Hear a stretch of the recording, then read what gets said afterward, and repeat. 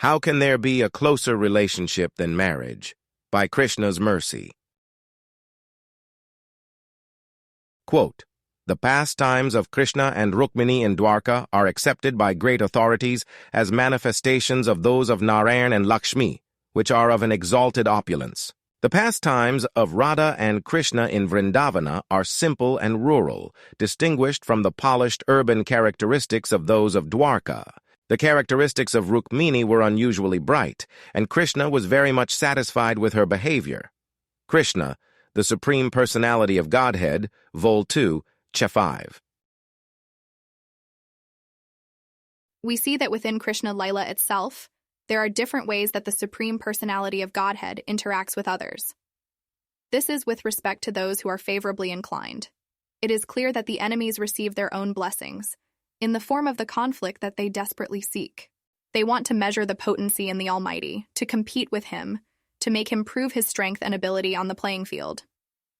Therefore, Krishna does amazing things like take down the whirlwind, enter the mouth of a serpent, and literally suck the life out of a witch.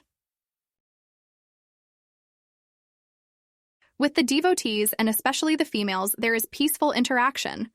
We see how Krishna marries over 16,000 women. I have no problem understanding this. There is no issue on my side. If I had relief at my disposal and I was in a charitable mood, wanting to help others, I would certainly not limit myself in the rescue provided. If thousands of women wanted to accept my shelter, I would give it to them. In this way, any kind and compassionate person can relate to Krishna. The question I have specifically relates to the interactions with other women, the ones who are prominently known. I am speaking of the gopis of Vrindavana. We hear that Sri Krishna Chaitanya Mahaprabhu appeared in this world to specifically give prominence to this kind of interaction. At least in terms of worship, the mood of Radha and her associates is supposed to be the best. Yes, when speaking of liberation, there is really no difference. Liberation, or mukti, is distinct from conditioned living. It is not bound to conditions of up and down, high and low, coming and going, and birth and death. If someone is liberated while worshipping from a distance, in a respectful manner, that is as much devotion, bhakti, as the person who is always in close proximity to the Supreme Lord. But why exactly is the mood of Radha the best? Why do the gopis occupy a special place? They are not married to Krishna, at least in the traditional sense. Marriage is a sacred bond. It is the way for the human being to advance. Should that not be the standard to worship? Why do we draw distinctions between someone like Rukmini Devi and the gopis?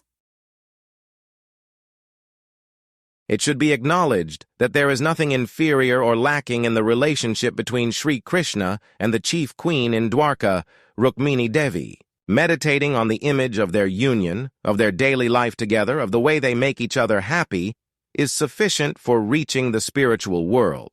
It is dhyana, all the same, incorporated in the steady discipline of genuine yoga. The person following such worship is dhanya, or glorious. Quote, "Lord Chaitanya taught people in general the method of vipralamba, which is the method of rendering service unto the Supreme Personality of Godhead in the feeling of separation. Krishna, the Supreme Personality of Godhead, Vol. 1, Ch. 46.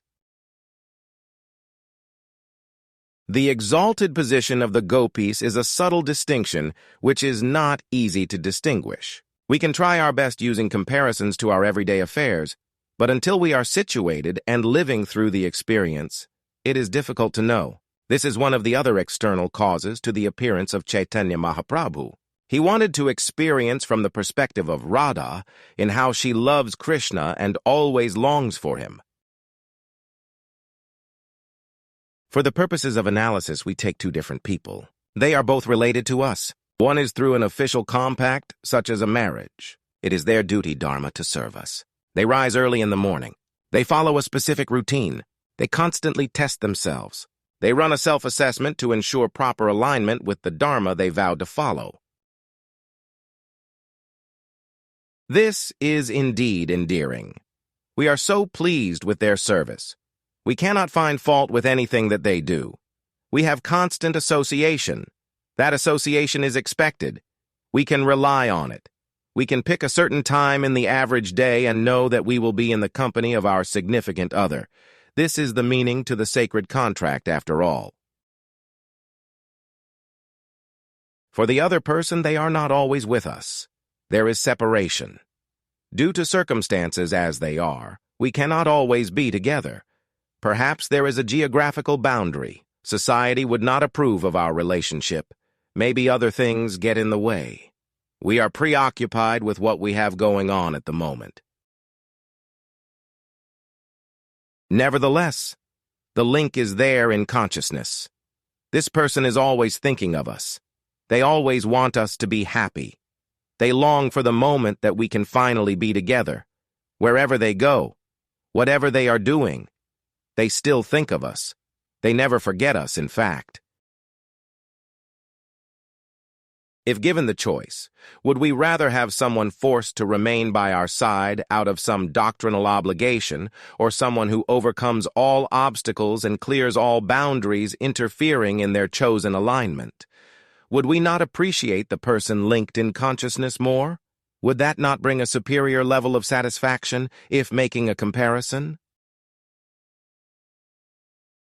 This is the distinct position occupied by the gopis of Vrindavana.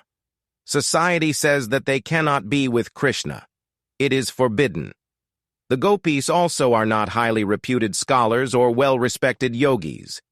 They have no standing on which to claim alliance with Krishna, and yet they will never forget him. To Krishna, who could ever be more dear? In closing. Possible to be more dear? With gopis' example clear. How aligned even in separation. From Chaitanya the declaration. Vipralambha because forbidden so. Thoughts always to Krishna to go.